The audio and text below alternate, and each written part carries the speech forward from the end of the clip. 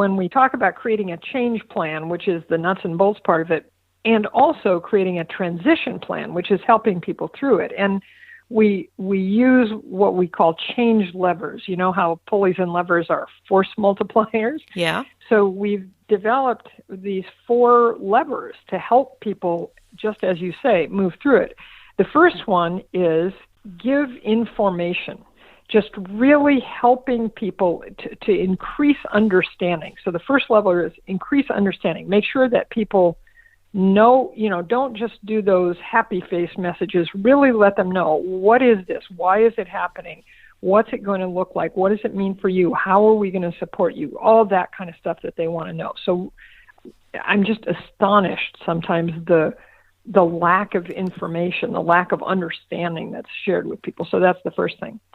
And then the second thing is to clarify and reinforce priorities, because a lot of times when there's a change, people just assume that everything's out the window, that none of our priorities are going to stay the same and everything is changing. Oh my gosh, But generally what's true is that even when there's a big change, people's priorities stay pretty much the same. There may be one shift because, we're doing something differently. But if you can let people know that, of your 4 big priorities, 3 of them are staying exactly the same, and one of them is going to change a little bit because we're doing X differently, that is hugely clarifying and reassuring and soothing to people, because then they don't just feel like, oh my gosh, nothing's real anymore. So that's good. And then the third one is, and this is what you were talking about, is give control.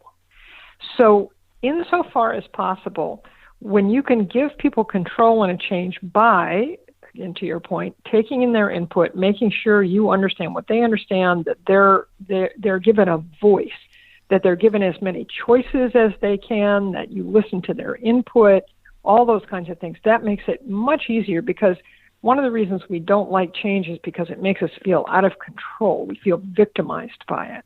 So if you can give people more control, more choices, that really helps. And it gives you, to your point, good information. And then the fourth one is give support. And in the early stages of a change, most of that support is listening, because people, when they, that it's disquieting to go through a change and they feel like it's going to be difficult, costly, and weird. And they say that to you. And way too often leaders try to talk them out of their legitimate concerns, or just reassure them, or kind of pat them on the head metaphorically.